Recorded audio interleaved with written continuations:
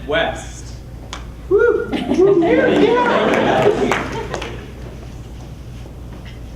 So, my name's Keel, I'm project lead for Deadwest, and what we're going to show you guys today is just a small little sliver of this huge big picture idea we have for Deadwest. Now, what is Deadwest? Well, first of all, it's a relentless survival action RPG set in the dying days of the Old West. So, right there, we have so much culture to dig from.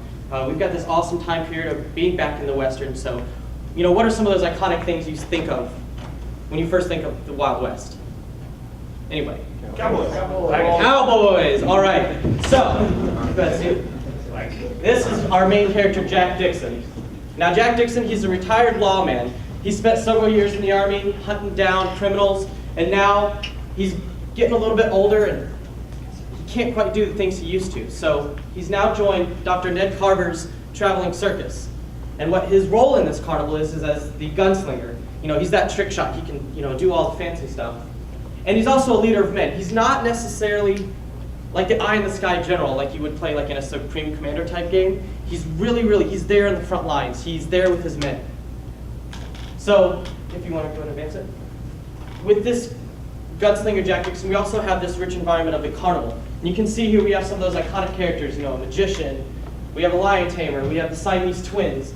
These are all such deep characters that we can pull from. And what we want to show you guys today is a little bit how we went and picked some of those characters that we thought would be perfect for the setting of Deadwest. So, first off, we have our hero characters. We've already talked about Jack Dixon, and he's the hero that we've really focused on up to this point. He's the guy that you're going to be taking control of. Now, the other two characters you see on the screen here, the middle one is Sura. She's more of a kind of a mystical gypsy type character who's a really big fan of knives and daggers. And last but not least, on the far right, we have Tamahe. He's our strong man. You know, he's the guy that, you know, you don't want to mess with because, you know, he's going to do some business. But then, in addition to these characters, we also have a curse that happens. Now, if you guys remember in the video, there was that shadowy figure in the background. Well, that's Billy, and he's our main protagonist. And antagonist, I'm so sorry. Got my words mixed up there. So, he doesn't really care for Jack that much. And he's kind of jealous of him. And so one night when he's wandering away through the carnival, he hears these whispers that you guys saw from the wagon, and he goes and he stumbles upon this relic, which unleashes this powerful curse. Now if you go to the next slide. What happens is now everything is cursed, except for our heroes and a few other characters that weren't in the carnival at the time of the curse. You can see here our first concept is for a carny enemy type. We've done several iterations of him, and you're actually going to get to see him in our game animating, and he's the one enemy that we've gotten fleshed fully through our pipeline and into our game. Now, in addition to the carny, our second enemy type that we're going to be trying to focus on is the Elephant Man. Again, another iconic being. He's going to be a very tall, very tank-like creature. Now let's talk about some gameplay. First off, one of the cool things we have is this idea that we didn't want to have like 30 different guns. We didn't want a grenade launcher, we didn't want a rocket launcher. I mean, of course those things aren't in the West, but we had this really cool idea of like, well, what if you took Jack Dixon's trick shots abilities and mixed it with several different types of ammo? And with that, we developed this system in which you can actually pair abilities with different types of ammo.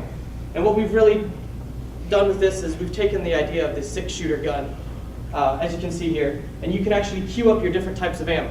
So the 4 types of ammo that we have to work with right now are A, standard bullet, which is just like a normal bullet. The second one is a lacerating ammo, which will, when hitting an enemy, will cause a damage over time effect. The third is fragmenting, dealing damage to not only the enemy you hit, but anybody around him. And then the last is explosive. And so what you're going to be able to do is you can queue up these different types of ammos and then do different types of shots based on the ammo that you have queued in your gun. So one of the last things I wanted to talk about are these RPG elements. Because we are an action RPG, you know, there's this idea of leveling up your character. So right now what we are planning to get done is having a 3-tree system. The first is more of just the abilities and buffing those abilities. So, you know, as you level up Jack Dixon, you'll be able to put points into those trick shots or last chance.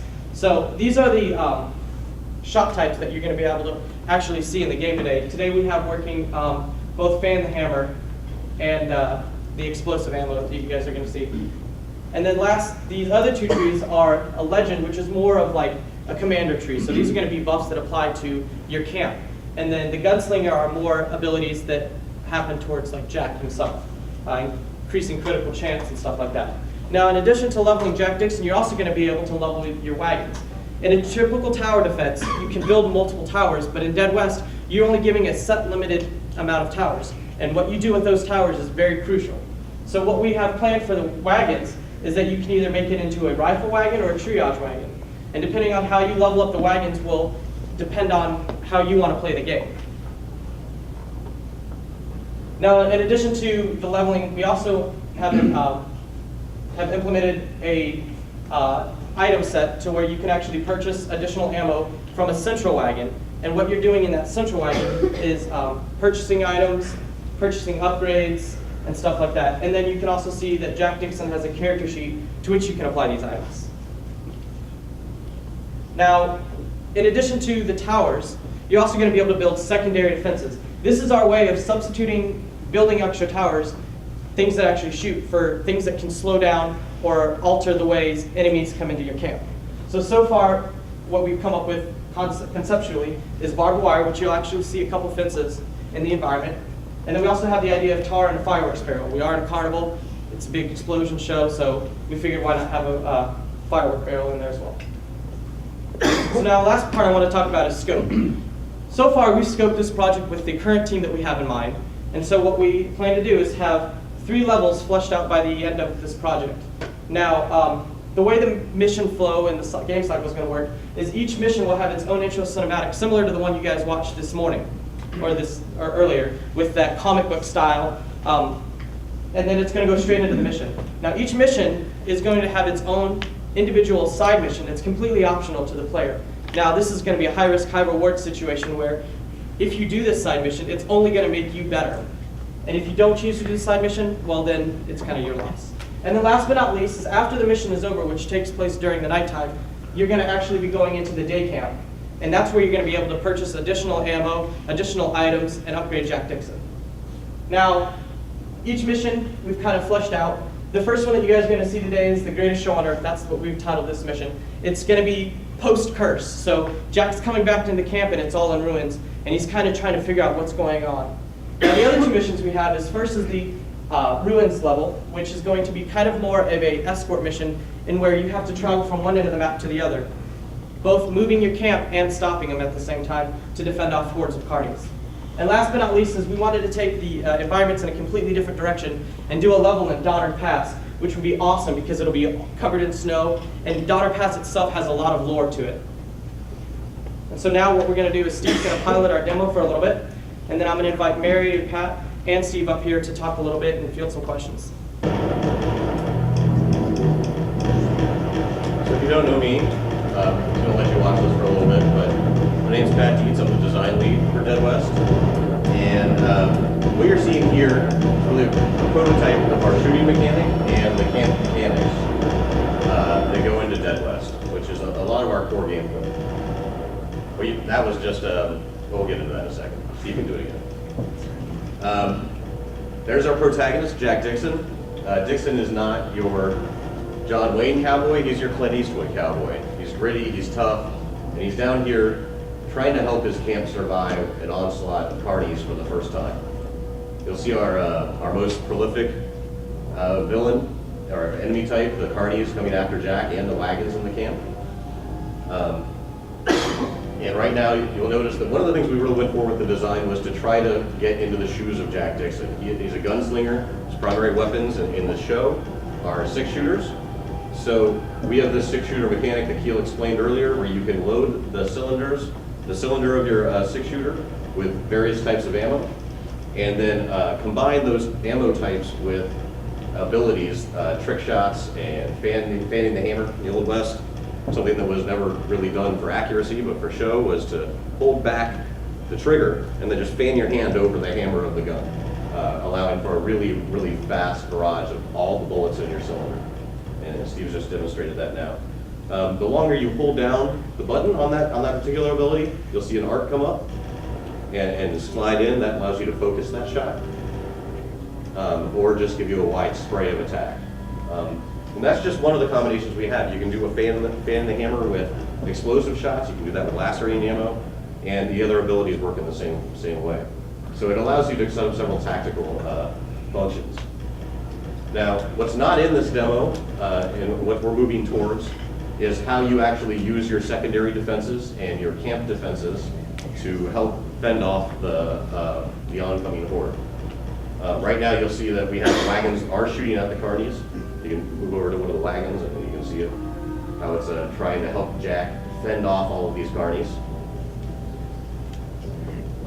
Now, as we move forward, these wagons become tactical options for you. You can upgrade them, as Keel mentioned, through cash, and you can move them around the camp. We also have introduced this idea of secondary defenses and side missions. Sorry, not secondary defenses, side missions. So you're not just going to hang out in this camp. You're not just going to sit here and defend the camp all day. You may have to. The carnies are going to be coming after your wagons, and they're primarily trying to get to the central wagon, which holds the artifact that they're trying to get. And so your goal is to keep them out of there. But there are side missions that may help you out, and it's going to be a risk-reward situation. Steve's moving over right now towards an object in the environment that represents one of our side missions. That wagon on fire there, as we flesh it out, will become a mission where there's a broken down wagon on the side. You maybe start with 4 wagons instead of 5. And if you can set up your camp to defend itself long enough while you're gone, then you can run over there, help him fix his wagon, and escort the wagon back to your circle. Not only have you rescued a friend of yours, but you've bolstered your defenses with an extra wagon. That's just one of the enemy types that we have in right now, and they are the most prolific, as I mentioned, but soon we'll start to get in there the Elephant Man, the Fire Breather, and some boss encounters.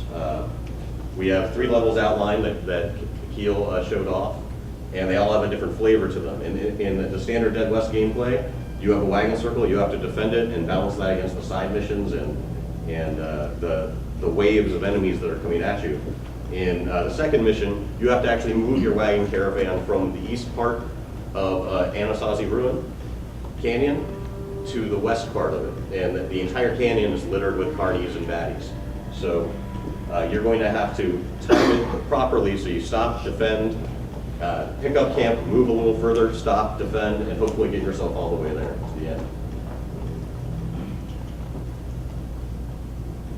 You can notice that we're also accruing gold right now, as it looks like gold, although I don't think they're just picking up gold bullion off the carnies. It's actually money. But every time he kills a carny, he's getting some gold for that. His experience bar is also going up there, so Jack will level through his skill trees. And you notice Steve is right now purchasing some more ammo because he's run out of the good stuff. And he just used all of his cash. That's how expensive it is when you're under attack. The guy in the wagons are kind of a jerk. He knows his life is in threat too, but he's still charging.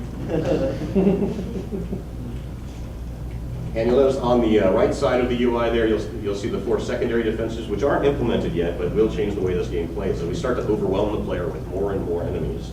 It's going to become more and more important to use things like the barbed wire to become sort of a pathing blocker for the carnies. There's interactivity between the ammo types and the secondary defenses. If you lay down tar and hit it with an explosive shot or a torch, it'll catch on fire, and for a brief time you'll have a wall of fire to help protect you. And that explosive barrel is like any game's explosive barrel, except this one's going to shoot fireworks that could hurt you, set other things in the environment on fire, including your wagons, and hopefully take out a few carnies as well.